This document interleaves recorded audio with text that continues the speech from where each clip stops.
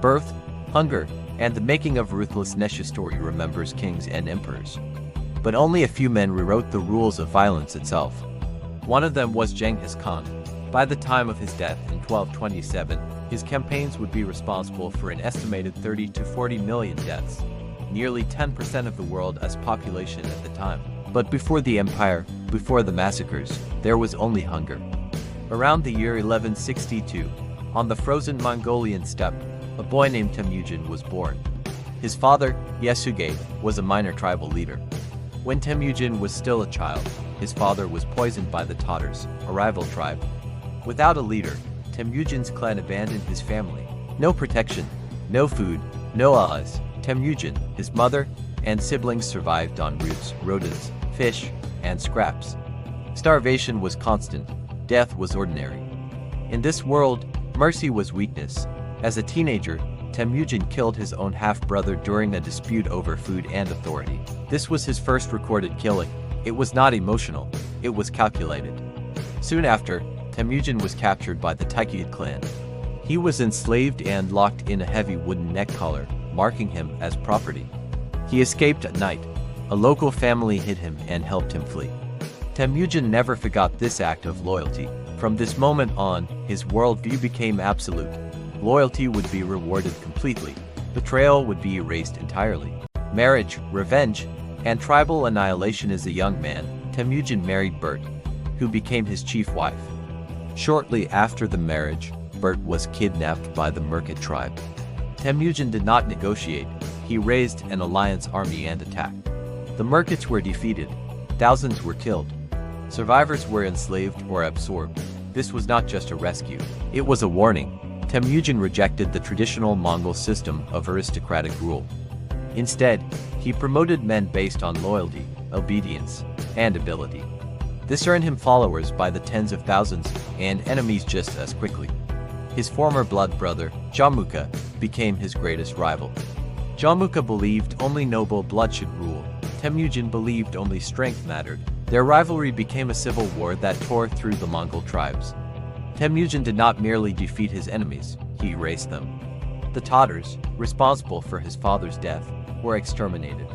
Temujin ordered that all males taller than a cart will be executed, including boys as young as 12 to 14 years old. Women and children were enslaved, redistributed, stripped of clan identity. The same fate followed the Merkits Naiman's Carrots Taichiubs.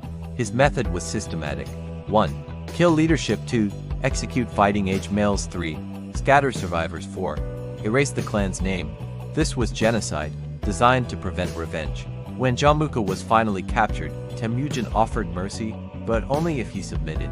Jamuka refused. He was executed by breaking the spine, without bloodshed.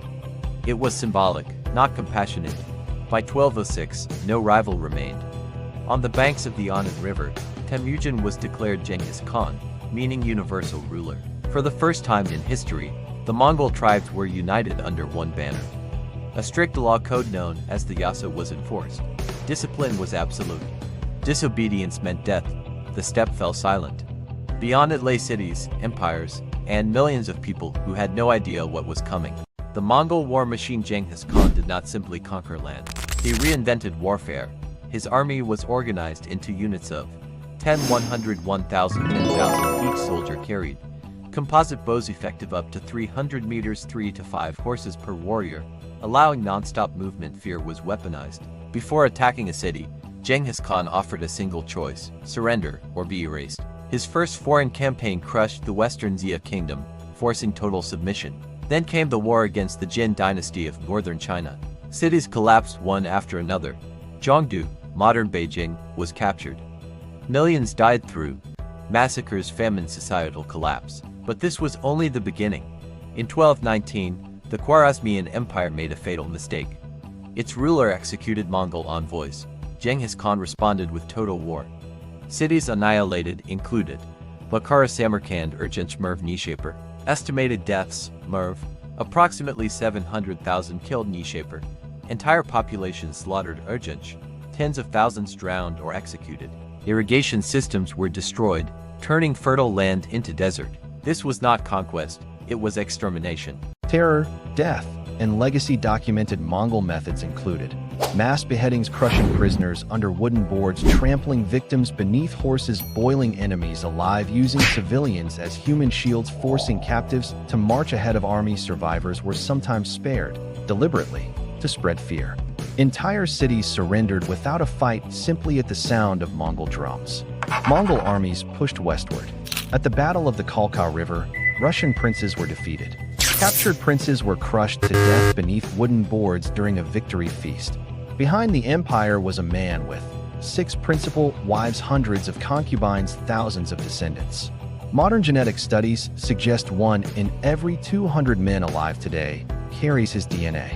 In 1227, during the final annihilation of Western Xia, Genghis Khan died.